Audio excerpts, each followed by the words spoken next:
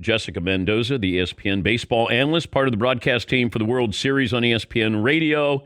And they'll be on the call tonight at 7:30 Eastern. And last night she made history, becoming the first female to serve as an analyst for a World Series game on any platform nationally. She's alongside Dan Schulman and Chris Singleton. Jessica, good morning. If I told you 20 years ago you would be doing this in the World Series, you would have said what? That's a great question. I mean, I wouldn't have believed it just because, I was just trying to make it as a softball player. Like, I wouldn't have believed I would have gone to the Olympics. Like, honestly, I think I was just trying to figure out life at that point. But I think more importantly, Dan, like, you just weren't hearing women, right? You know, I watched a ton of sports like we all did growing up, and women's voices, let alone women's sports, but hearing women on male events, it didn't happen. I definitely never heard it. And as much as I loved listening to all the guys that I grew up listening to, it just wasn't even on your radar.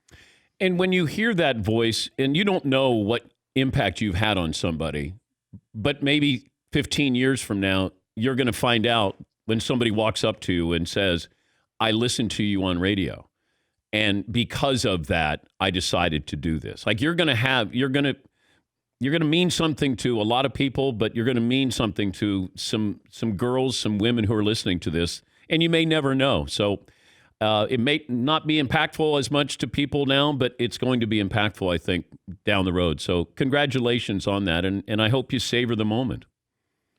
I think one of the biggest things that I've learned is, yes, the impact on young girls, but really, like, what I've heard back from just even doing television is dads. Like, a lot of fathers that are out there that, you know, they've watched sports and they've got daughters, but they never really made that transition in their mind of like, can my daughter do this? And I've heard from more fathers that were like, when I first heard you, I didn't like it. Like, I was like, what is this? Well, guys don't want to be told about sports by a woman. Totally. Like, and we're honest with me, but then they're like, all of a sudden my little 6-year-old plopped down on the couch next to me and was like, is that a girl, Daddy? Is that a girl?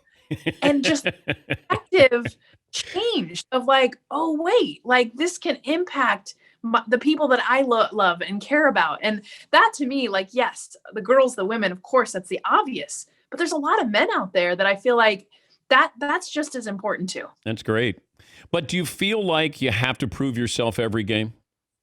Oh, yeah. I mean, like, and it's not even like proving it for me. Like, I feel like my prep, like, you know, I know that I've got this, but there is definitely, and I felt it yesterday, to be honest with you, is like, I started to feel those nerves of like, don't screw up.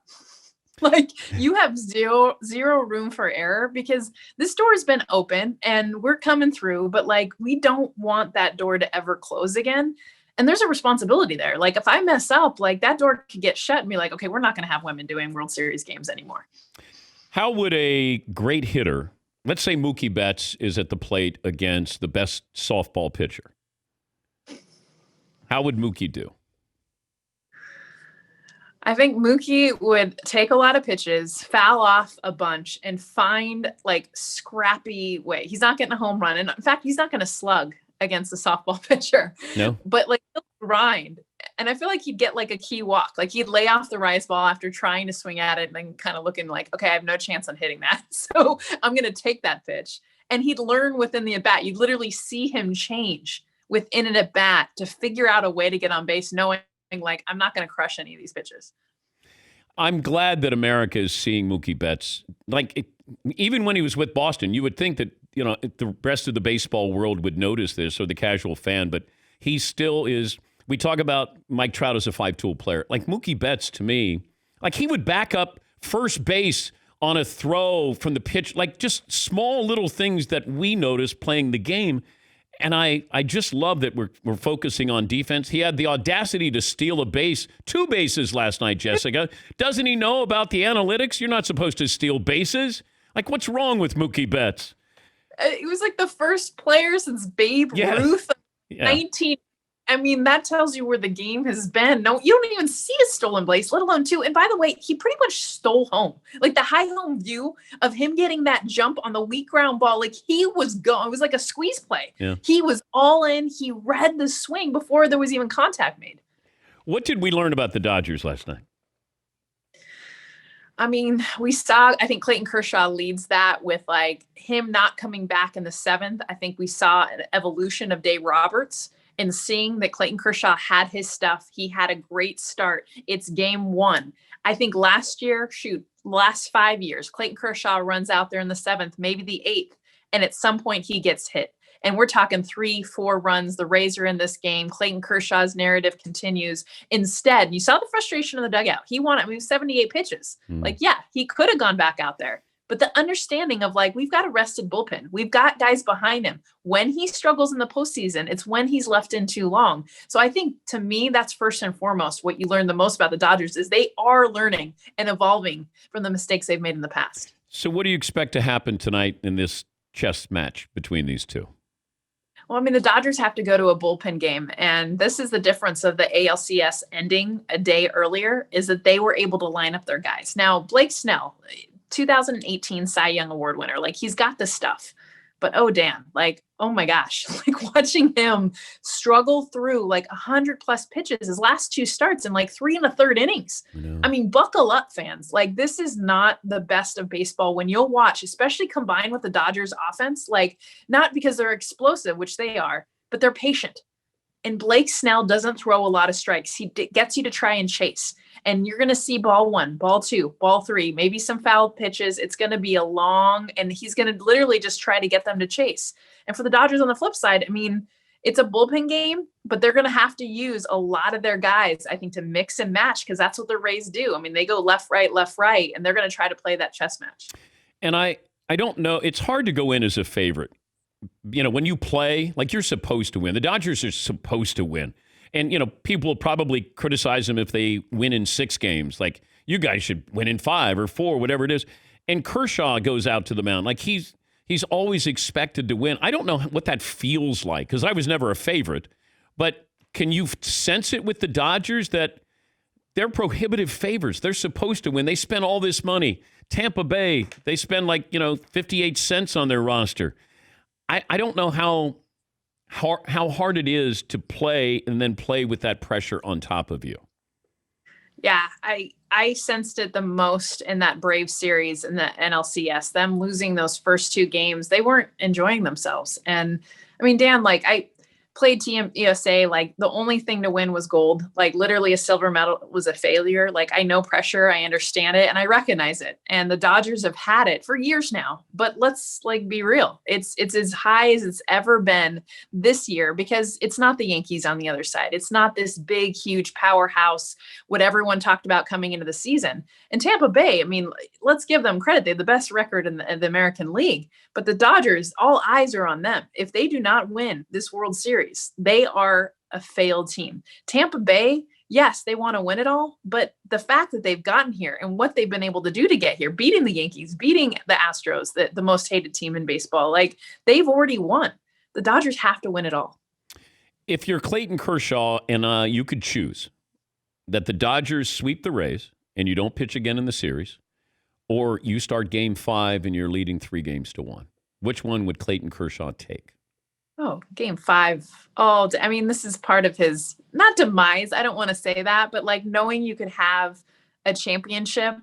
I mean, he would want that championship. He is a team player, but like he also wants the ball. I mean, in game 7 on Sunday, he was in the bullpen. He was like, put me in. I mean, he still has that, like, give me the ball.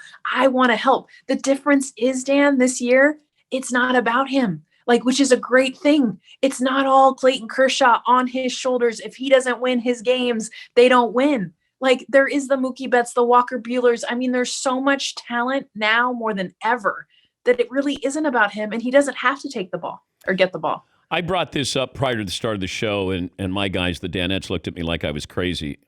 Do you think one day we'll see a team adopt like Whitey Herzog's Cardinals approach, where we're going to run, we're going to get on base, we're going to have great defense, we're going to run down everything in the outfield, we're going to take the extra base. Like instead of what it is now, are they going to counter program baseball like teams are trying to counter program the Golden State Warriors?